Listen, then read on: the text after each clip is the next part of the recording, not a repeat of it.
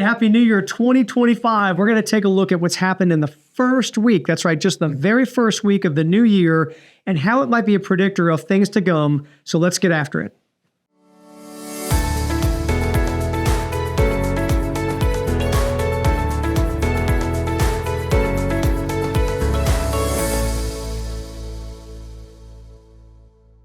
All right, guys. Chris, Happy New Year. Happy New Year. 2025, hard to believe it. And we're just getting right after it. You know, everybody's come through the holiday season. Everybody's come through the new year. And we've just been rocking and rolling. So we wanted to get to folks and just say that what's it looking like in the first week of 2025? Oftentimes a good predictor of maybe what's to come. So let's just get after it, Chris. So what stands out? We got basically 6 or 7 or so days of operating time in the market, starting with January 1. What stands out to you? What are you seeing? Well, the good news is if you look at all property types, homes, villas, lots, and things like that, we have been busy. The market has been busy. So we've come away from some time of distraction, right? And then we hit the market, and it looks like the market's rolling. I mean, we've had 73 new listings hit the market in that first week. Yeah. 21 listings that had come off the market for one reason or another came back on the market. So basically, that's 94, 95 new listings that hit. Pause out on that. Yeah. So if they came off the market, that could be it expired and then they popped back on an extension. It was withdrawn. They changed their mind. They wanted to come back to market. Or maybe it was even under contract. The deal fell apart and now it's back available. Okay. That's right. So that's a good solid number for the first week of the year. Yeah. But also really cool is pending sales. In that first week, pending sales, I've got noted at almost 80 pending sales in the first week. So it's a little bit above the number of new listings, which is pretty cool. But when you add in the listings that came back onto the market, that's still a little bit ahead of the pending sales. So it does continue to allow inventory to grow slightly. A net positive of gained inventory. That's the first week. That's right. And that's how we like to look at kind of how inventory is trending, is that net gain. And we've got some charts and stuff that we might be able to put up on the screen. So if you look at that, you think about, okay, so you've tracked that back to 2022 and you've done it sort of by quarter. What have you found and how is that in relation to what we just sort of started to see here just in the first quarter?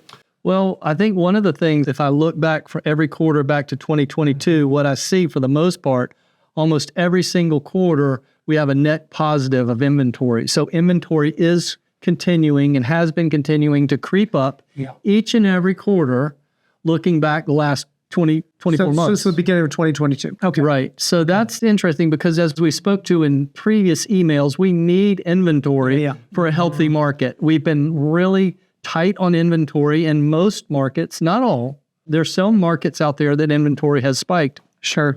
But we need some inventory to keep this momentum going. And it's been neat because prices in general have kind of held or they've crept up, they've appreciated, but in a very responsible, patient way, if you want to say. But Q4 of 2024, last quarter, you said was negative, meaning there ended up being more transactions or sales than the number of new listings. Right. That was the one quarter where that was a net negative. But all the quarters, I think there was one other that was almost yield at zero, but it was close, maybe a little net negative. So we're seeing sellers being active. Yep. We're seeing buyers being active in the market. And as I said, we often see January, if not even the first week or so of January, being a good predictor of maybe things to come. It seems like after the holidays, after the election, we're seeing some vigor to the market already. Yeah, I'm expecting to see inventory and sales transactions trend up over quarter 4 of 2024. If there's any consistency, and I'm not seeing any outliers out there or any indications out there there's going to be any different. Yeah. So I do expect quarter 1 to be trending in that positive direction with a little bit more inventory and more pending sales than the last quarter. Any other standout stats as you've kind of looked at it during the first week of this year? Anything else that's caught your attention, whether there's been price reductions or anything like that? I mean, this is not really caught my attention, but just it's consistent with what we have been seeing last year. Is price reductions. There were 84, I think, price reductions in our marketplace last week, the first week of the year. But that is fairly consistent with what we've been seeing. As these markets out there balance and stabilize, folks that have priced their properties too high, they tried to anticipate more of a trend than was happening. Yep. they're having to back that down because buyers just aren't responding if they feel like the price is not in check. And we talked about this earlier in terms of some of those back on market, but there's also some that haven't come back on market. So you've seen some expire. Yes. You've seen some withdrawal and seen some inventory come off. Typically, I mean, let's be real. A lot of times agents will sign an agreement maybe to 12/31. Yeah. So on January 1, you're going to see some inventory fall off where a seller has basically decided, maybe we give it a breather, maybe I make a change or whatever the case is. So there's some of that in the mix too. We call that shadow inventory. Okay. And it just sits in the background. We know it's coming back because once you're trying to sell your house, you pretty much are going to come back on the market 9 times out of 10. Unless something major has shifted. So we have that shadow inventory, but that's kind of held back just a little bit. And it seems like sellers are introducing their properties back on the market, maybe with new strategy plans, maybe with new timing, maybe new pricing, maybe just a new strategy behind the listing. And we know that there is still that tendency, that sort of thought process that homeowners have, like, I should list my house in the spring. I should list my house in the spring. So we know that wave, even though that's not the only time the property comes on the market, we know that. But we know there's a little bit of a bump up of that. We're expecting that to happen. We are. That's been that way.